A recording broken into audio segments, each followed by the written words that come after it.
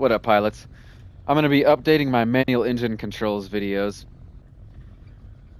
I've noticed some changes a little bit with mixture and some of the radiators on some of the aircraft, so I'm going to go through what binds you need to do manual engine control, and then eventually, as I go through all the aircraft again, I think there's like what 32 of them or something like that. That get those 32, and then from those 32, you can basically just build upon those 32, and you'll understand it all when it comes to propeller-driven aircraft and their manual engine controls. Because there's same airframe but different models of the aircraft, but you can still use that video for that model. Like for example, a P-51C and a P-51D model. You can use the manual engine control from the video to for both of them, or like say a Spitfire or a 109 or whatever. So let's get into it. So what you'll need this here. Um, I'm going to highlight what I'm talking about so it's easier for you guys to follow. So this here, manual engine controls mode, that turns the manual engine control so you can mess with the values, prop pitch, radiators, mixture, whatever. Toggle engine, turning it on and off, simple enough.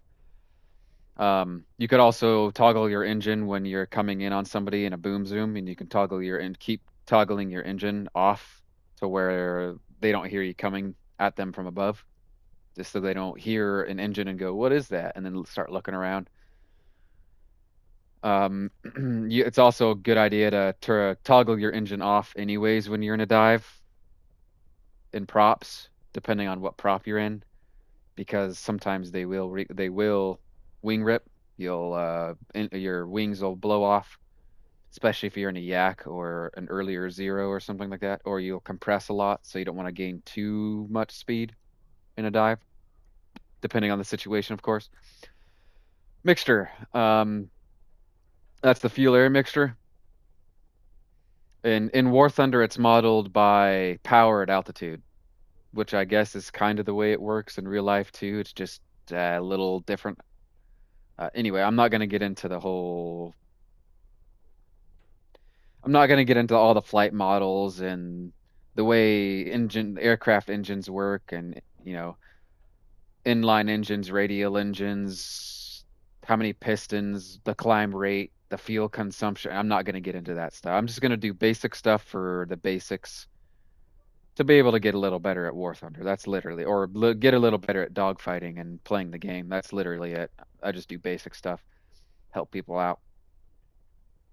So yeah, mixture. So it's power at altitudes. I've noticed it's changed a little bit with the contrail altitudes. I think, like I said before, so that's why I wanted to go. That's why I wanted to go over them. Propeller pitch. Pretty simple.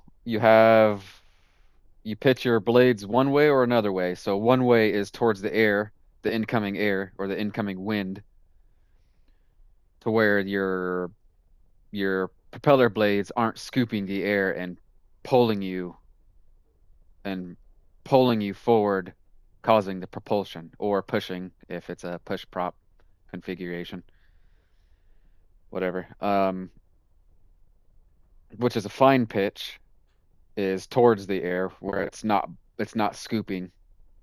And then you have rough pitch, which is where it scoops the air, which causes more RPM.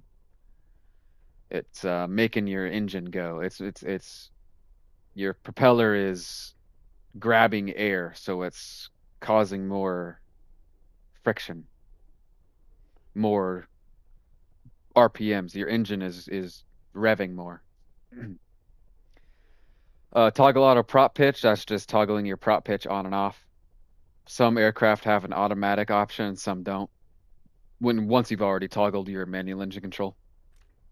Radiator, there's different types of aircraft engines, as you know, hopefully.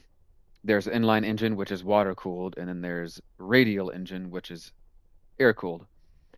Most air-cooled engines in the game are modeled where you could have your radiators set at a lower value compared to a lot of your inline engines.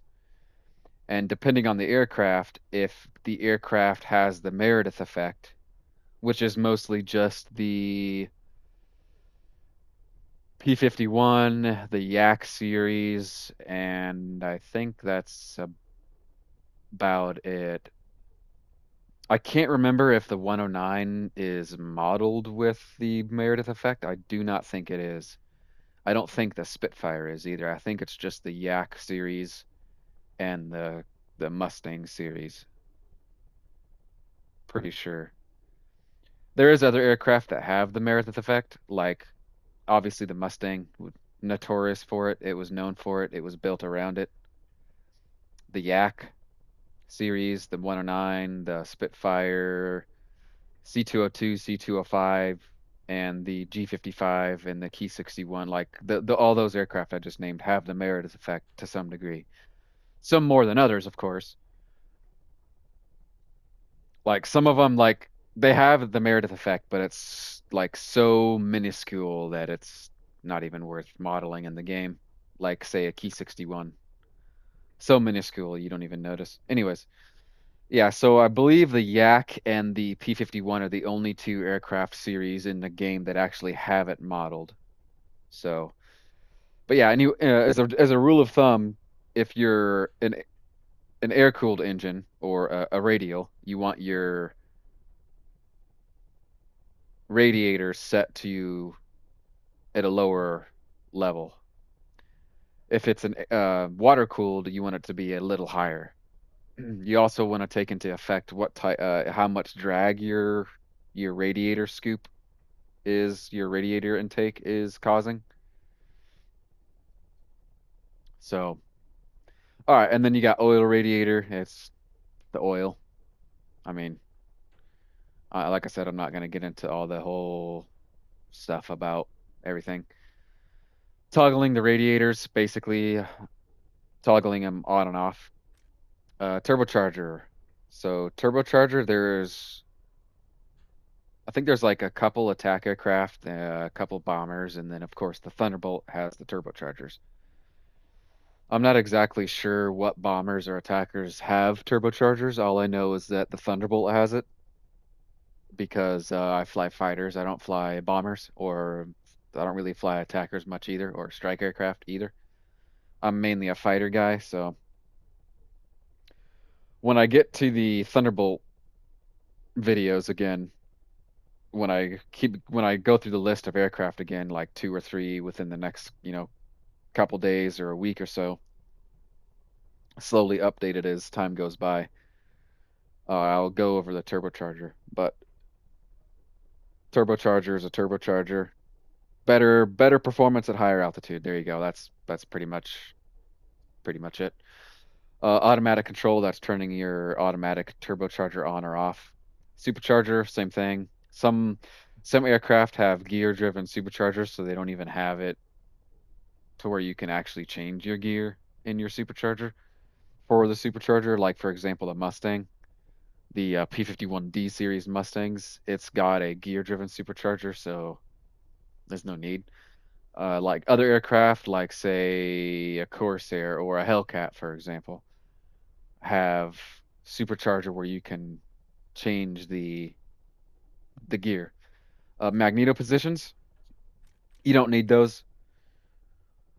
You don't need those binded because by default you already have it set to 1+2, which is what you want. So when you go to toggle your engine controls mode on, it's already default at 1+2, so you don't need to bind this.